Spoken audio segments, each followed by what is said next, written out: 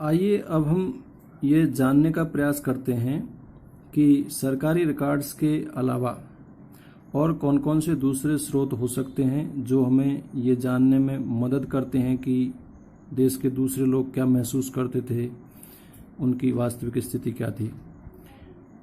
ऐसी स्थिति को जानने के लिए हमें लोगों के द्वारा जो डायरी लिखी गई, तीर्थयात्री जो आए और उनके जो संस्मरण थे, और कुछ महत्वपूर्ण लोगों की आत्मकथा और बाजारों में बिकने वाली पुस्तकाएं, ये कुछ महत्वपूर्ण स्रोत हो सकते हैं जिनके आधार पर हम आम जनता की भावनाओं को समझ सकते हैं।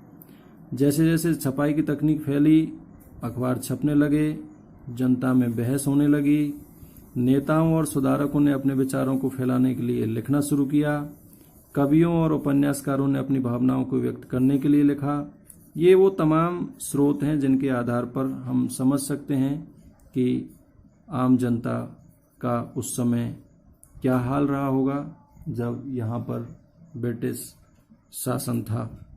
लेकिन ये भी समझना हमारे लिए बहुत आवश्यक है कि जितने भी सारे दस्तावेज तैयार किए गए, जितने भी सारे स्रोत लिखे गए हैं, ये सब उनके लिए थे जो पढ़ना लिखना जानते थे।